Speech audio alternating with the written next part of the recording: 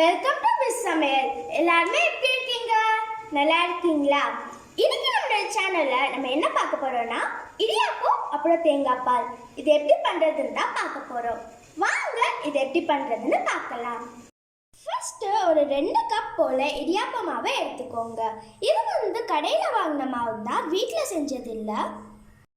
அப்புறமா ஒரு பாத்திரத்தில் தண்ணியை நல்லா கொதிக்க வச்சுக்கோங்க.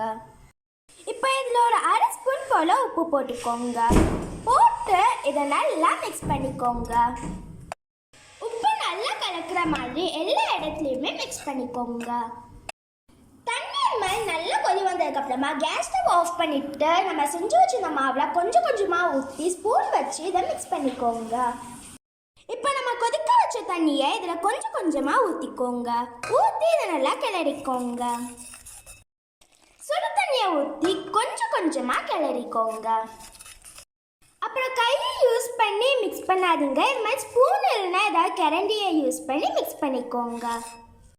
ஏன்னா தண்ணி ரொம்ப சூடாக இருக்கும், அதனால கையில் இதை மிக்ஸ் பண்ண முடியாது. இந்த மாதிரி மாவை பிசைஞ்சு வச்சுக்கோங்க. ஃபர்ஸ்ட்டு ஒரு இட்லி பாத்திரத்தில் தண்ணியை கொதிக்க வச்சுக்கோங்க. இப்போ அந்த தண்ணிக்கு மேலே ஒரு இட்லி தட்டை போட்டுக்கோங்க. அப்போ தான் நம்ம இடியாப்பம் பண்ணுறப்போ அந்த தண்ணி மேலே வராமல் இருக்கும். இது மாதிரி ஒரு இடியாப்ப உரல் எடுத்துக்கோங்க. அதில் நம்ம செஞ்சு வச்சிருந்த மாவை போட்டுக்கோங்க. இப்போ இந்த இடியாப்ப தட்டில் இடியாப்பத்தை பிழிஞ்சிக்கோங்க.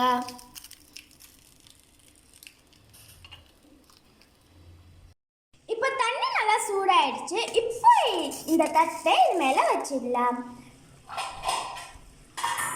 வச்சு இதை மூடிடலாம்.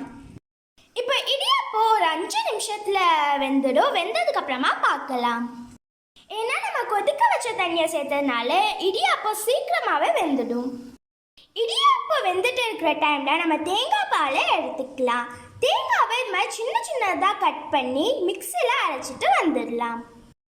இப்போ இடியாப்பம் ரெடி ஆயிடுச்சு. இப்போ இதை எடுத்து தனியாக ஒரு பிளேட்டில் வச்சிடலாம். இப்போ இடியாப்பம் ரெடி ஆயிடுச்சு. அதே மாதிரியே தேங்காய் பாலும் ரெடி ஆயிடுச்சு. இப்போ இந்த தேங்காய் பாலில் ஒரு 1/2 ஸ்பூன் போல் ஏலக்காய் தூளை போட்டுக்கலாம். போட்டு அதை நல்லா மிக்ஸ் பண்ணிக்கலாம். இப்போ இடியாப்பமும் தேங்காய் பாலும் சூப்பராக டேஸ்டியாக ரெடி ஆயிடுச்சு. இந்த ரெசிபியை நீங்களும் உங்கள் வீட்டில் ட்ரை பண்ணி பார்த்து எப்படி இருக்குன்னு மறக்காம கமெண்ட் பாக்ஸில் கமெண்ட் பண்ணுங்க. இப்போ உங்களுக்கு இந்த வீடியோ பிடிச்சிருந்துச்சுன்னா விஸ் சமையலை லைக் பண்ணுங்க, ஷேர் பண்ணுங்க, சப்ஸ்கிரைப் பண்ணுங்க. அப்புறம் மறக்காம கூடவே இருக்கிற அந்த பெல் ஐக்கானையும் கிளிக் பண்ணிக்கோங்க.